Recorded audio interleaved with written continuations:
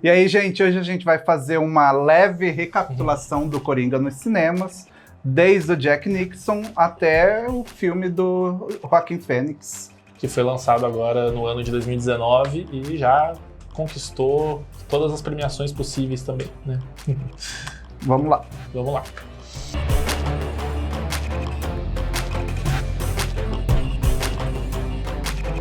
É engraçado porque quando a gente pensa em um vilão, em qualquer história, de qualquer lugar, de qualquer ramo que a gente esteja falando do entretenimento, a gente pensa no Coringa. Imediatamente, né? Dos vilões que mais ficou marcado, assim, justamente pelo sadismo, pelas características um tanto peculiares, né? E também por um monte de interpretações que ele recebeu, que o personagem recebeu, interpretações que foram memoráveis, sempre foram memoráveis, né? Todas as interpretações que ele recebeu no cinema foram memoráveis. E é engraçado que, mesmo antes do filme com o Heath Ledger, o Coringa já era considerado um dos maiores vilões do cinema e só tinha aparecido uma vez, né, com Jack Nicholson. E enquanto tinha ali, por exemplo, outro super vilão que o pessoal fala, que é o Darth Vader, que já tinha aparecido em vários filmes, né? Então, para ver o peso que tem o Coringa nos cinemas e fora dos quadrinhos, né? E aproveitando a primeira aparição, Jack Nicholson no Batman, 1989. Filme dirigido pelo Tim Burton. Tim Burton. Um dos primeiros, acho que... Não foi o primeiro do Tim Burton, mas foi um dos primeiros, assim, que fez ele despontar. Alavancou a carreira dele, né? E o Jack Nicholson, ele recebeu uma bolada para participar desse filme, né? Esse filme teve um orçamento de 40 milhões e ele abocanhou ali 6 milhões só para participar do filme. Sim, lembrando que hoje o Jack Nicholson é meio decadente, assim, é considerado meio decadente, mas na época ele era até pela interpretação anterior dele do... Como é que é o nome? Do Jack. Do Jack. De O Iluminado. E é legal como que o Coringa ele tem várias representações no cinema, né? Essa ele parece um mafioso, né? Um gangster, sempre ali rodeado dos capangas dele, e é um perito em arte, em vários assuntos, né? Então você vê que o Coringa ele não é um vilão qualquer, né? Pé de chinelo, ele é o vilão mesmo, né? Ele domina ali todo o crime da cidade, né? É uma interpretação, uma versão até um pouco mais pé no chão, assim, mas tem um ar meio lunático. E ele traz, o Jack Nicholson, ele traz por essa interpretação muito do Jack do Iluminado, né? A gente vê os trejeitos ali de uma pessoa meio sádica, meio louca mesmo, e ficou marcante essa interpretação dele, né? O que muda em relação aos quadrinhos é que nesse filme o Coringa ele é o responsável pela morte dos pais do Bruce, né? Enquanto nos quadrinhos é o Joey Chill. E esse filme levou o Oscar, já começou... Filme da DC levando Oscar é comum, né? Superman lá atrás já tinha Oscar também. E aqui esse filme levou o Oscar de melhor direção de arte. Melhor direção de arte, dessa vez não foi o ator que ganhou, né? Mas o personagem fica marcado também, porque em todo filme que ele aparece, o filme acaba ganhando um Oscar. E demorou pro Coringa voltar pros cinemas, né? Demorou aí quase 20 anos depois, com aquela que talvez seja a melhor interpretação do Coringa até hoje. A interpretação mais memorável é que todo mundo acaba citando quando pensa no Coringa, né? A imagem que todo mundo tem quando pensa no Coringa, que é justamente o Coringa do Cavaleiro das Trevas. O Heath Ledger. E essa interpretação do Heath Ledger, ele teve vários poréns, né? Teve várias situações, aí, vários rumores, lendas, porque o ator veio a óbito, né, por uma overdose de medicamentos, e daí o pessoal começou a falar, não, isso daí ele teve distúrbios psicológicos pelo jeito que ele entrou no personagem, esse tipo de coisa, mas o que se sabe é que foi ali um acaso mesmo. Né, ele talvez. Já tinha os problemas anteriores, né, na verdade... o ator, o Heath Ledger, ele sempre foi muito dedicado aos papéis, assim. assim como o outro Coringa que a gente vai falar, o Jared Leto, né, também. Mas assim, lógico que não é um único fator que acaba desencadeando uma tragédia como a que aconteceu com ele. Ele tinha um diário que ele relatava tudo, fazia anotações para entrar no personagem, né? E ele disse que ele passou aí um mês aí num quarto de hotel assistindo repetidamente Laranja Mecânica, escutando músicas do Sid Vicious, e tem boatos que a voz dele é inspirada numa entrevista do cantor Tom Waits, que está disponível no YouTube, tem o link aí para vocês, e é muito parecido mesmo, né? Então fica aí aquela dúvida de onde veio essas inspirações para o Coringa dele, né? É um Coringa que não tem origem, ele sempre inventa uma história diferente ali para as cicatrizes dele, e essa interpretação e o boom que o filme causou um boom no filme, né? E o filme foi aclamado demais aí pela crítica, também pelo público, fez uma bilheteria e acho que passou do 1 bilhão, não tenho certeza. Chegou a passar com as reexibições, né? Aí passou. E o filme levou 2 Oscars também, né? Onde tem Coringa, tem Oscar. A primeira vez que um personagem de quadrinhos, né, de uma adaptação de personagem de quadrinhos, ganhou um Oscar que a gente chama não técnico, né? Que foi o de melhor ator coadjuvante. Ali entre os principais prêmios, né? Os principais prêmios. E o outro foi de mixagem de som, mixagem de som, né? Mixagem de som, que realmente, né? Esse filme do Batman, ele superou, assim... É lógico que hoje é até um lugar comum falar disso, mas ele superou qualquer expectativa que se tivesse sobre um filme de super-herói até a época, né? Ainda é considerado o melhor filme baseado em quadrinhos até hoje, né? E o filme já tá com 12 anos, né? Sim. E há boatos que o terceiro filme seria aí a volta do Coringa, porque ele termina preso nesse filme, né? Mas com a morte do ator... Era para ele ter aparecido, inclusive, no terceiro filme, mas com a morte do ator, e como foi uma comoção muito grande, né? Inviabilizou, e até o terceiro filme dessa trilogia, ele é bem capenga, né?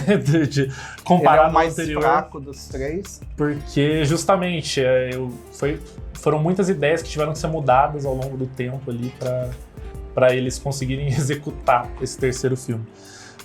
Mas, sem dúvida, o que mais faz falta é justamente o Heath Ledger. O Heath Ledger, que deixou ali alguns trabalhos inconcluídos até, né, na época. E esse filme foi indicado, ele levou 2, mas ele teve 8 indicações ao Oscar, né? Então foi bem aclamado mesmo, foi bem reconhecido. E o próximo da lista é o Coringa mais polêmico de todos. É o melhor de todos. Eu gosto.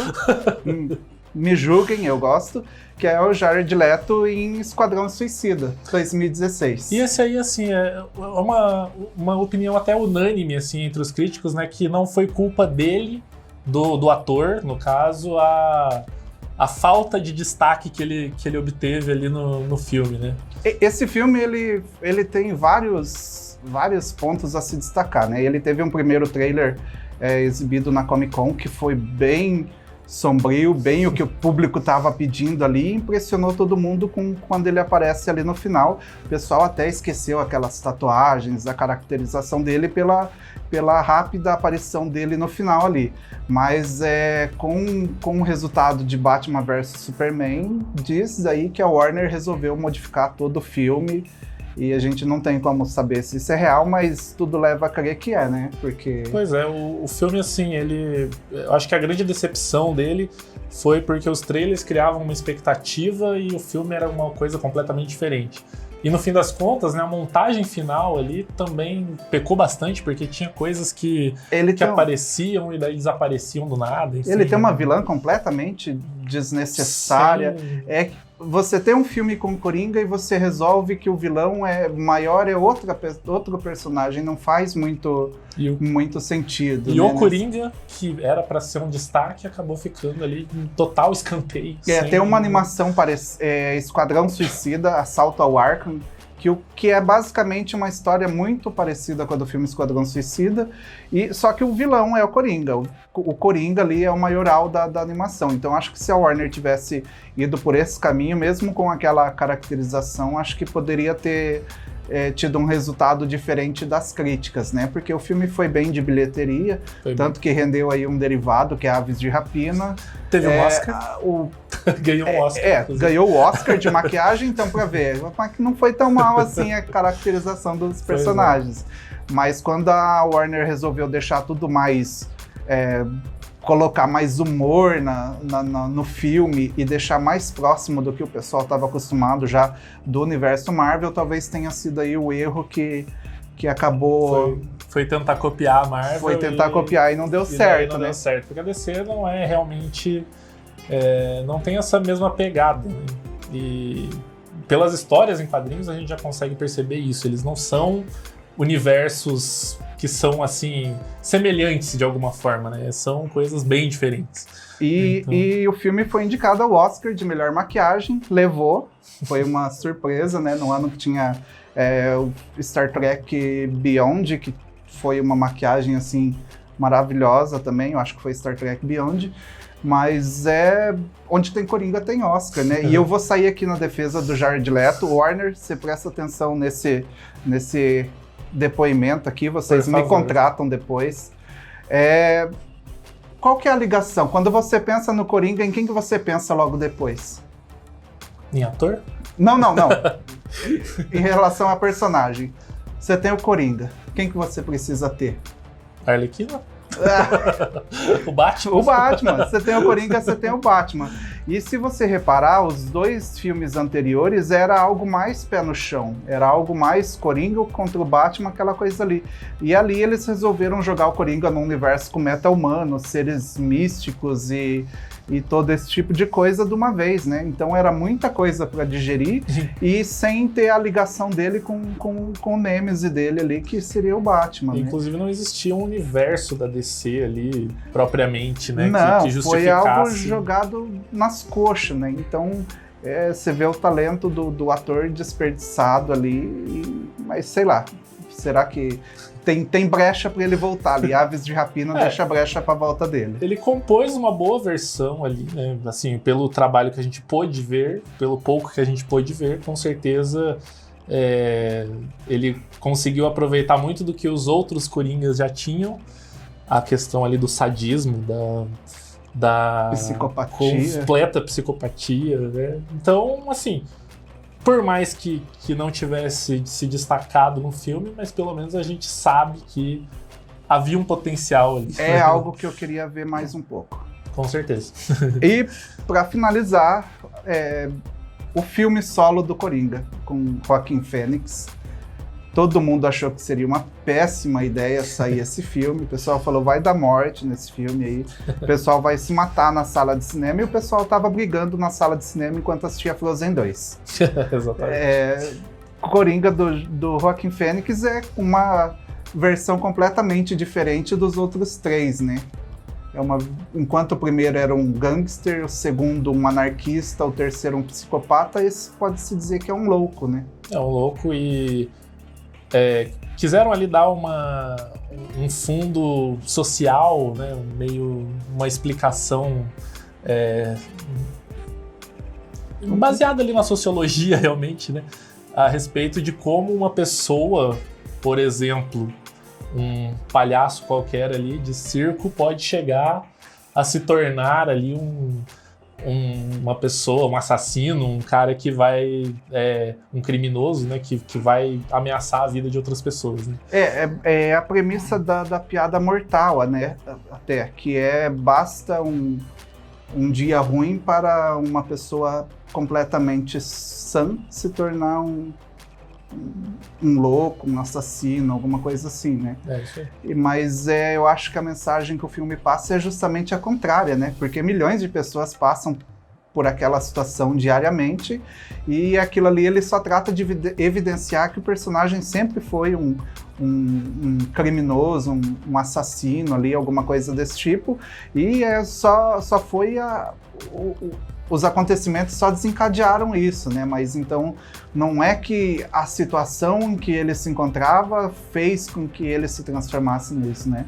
Era algo que já tinha dentro dele ali, eu acho. Faz parte da personalidade dele, que aliás, na verdade, as coisas que aconteceram foram um gatilho para despertar toda essa perversidade aí que ele tinha. Né? O filme dá origem pro Coringa e ao mesmo tempo tira a origem do Coringa.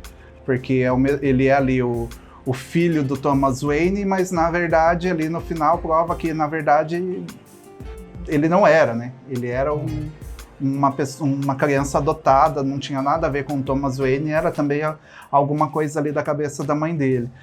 Mas será que esse personagem realmente existiu ou aquela teoria de que o Arthur Fleck era um paciente do Arkham e aquilo tudo se passou dentro da cabeça dele apenas, né? Porque... Essa é uma dúvida que espero que não seja respondida, inclusive, porque essa é a graça do Coringa, né? Não faria sentido se fosse, né? O filme deixa algumas sugestões para isso, porque quando aparece o relógio em algumas cenas, ele sempre marca o mesmo horário, né? Acho que é 11h11, alguma coisa assim. E daí tá aí a origem da teoria para o pessoal falar que tudo se passou na cabeça do Arthur enquanto ele era um paciente do Arkham, né? Mas essas ideias, assim, de que a história se passa na cabeça do personagem, isso sempre vai render discussões, né? Não tem como a gente estabelecer que sim ou que não, né? O filme vai dar sugestões a respeito disso. Qualquer história, não só em filmes, mas em outras mídias também. A história vai dar essas sugestões justamente para as pessoas ficarem discutindo depois. Né? É uma coisa que vem de lá de muito tempo atrás já. E como esperado, a atuação do Joaquim aclamada, né? Oscar garantido. Exatamente. Eu tinha certeza que isso, quando foi anunciado lá há muito tempo atrás, eu deveria ter gravado eu falando aquilo, porque eu tinha certeza que ele iria ganhar um Oscar pela atuação.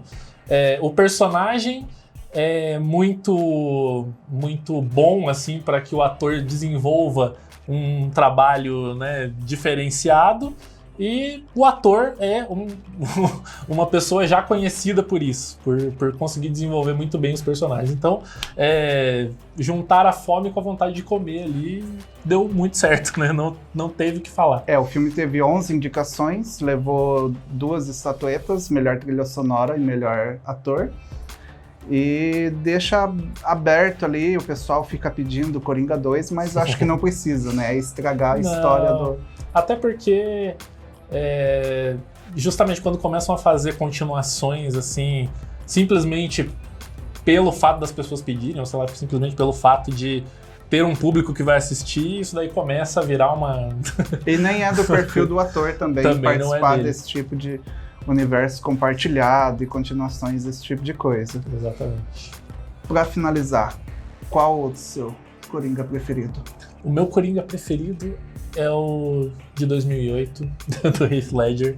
Eu acho que assim, não tanto apenas pela atuação ou pelas premiações que ele recebeu, mas porque eu nunca, até hoje, em todos os filmes de super-herói que já existiram, eu nunca vi alguém ir tão fundo naquela relação, né, do criminoso, do assassino, com a mente do herói, né? Nunca essa relação assim foi tão bem explorada quanto foi naquele filme. E, enfim, o plano do Coringa ali naquele filme era tão genial e todas as etapas do plano dele eram tão geniais que não tem como não destacar, né? aquela atuação também, mas a história como um todo ali. É o meu preferido também, mas não desgosto de nenhum dos outros. Não desgosto de nenhum dos Nem outros. do Jared Leto, eu até queria ver mais daquilo ali. E o que a gente pode esperar para o futuro do Coringa nos cinemas? A gente tá vindo aí um novo filme do Batman, tem o Flashpoint, que deve dar um leve reboot no universo da DC e trazer pode até trazer esse Batman para esse universo novo. Qual que? Eu acho que vai continuar aparecendo e vai continuar ganhando Oscar. Verdade. Porque em todas as vezes que a gente, que um diretor, enfim, um roteirista conseguir encaixar essa história, né, do cara assassino sádico que mata pelo prazer de matar e que tenha o dom de ser um criminoso. Warner, presta atenção. Você deu segunda chance aí pro Esquadrão Suicida, pra Aves de Rapina. Traz o Jared Leto de volta, joga na mão de um outro diretor, arruma a caracterização do personagem e tá tudo certo. Oscar de volta pra outro Coringa daí. Terceiro ator ganhando Oscar com o papel do Coringa. E daí vai continuar na frente da Marvel, né? No número de premiações. Exatamente. Se você gostou, deixa aí a sua curtida, se inscreve aí no canal, compartilha esse vídeo. Carnal. Do Karnal. Tá doendo o Karnal? Sim, porque o canal dele é justamente esse. E se você gostou, deixa aí a sua curtida, se inscreve no nosso canal, compartilha o vídeo e segue lá o Coletivo Nerd, que sempre tem notícias sobre o mundo pop. Principalmente sobre o Coringa. Exatamente. Até. Tchau.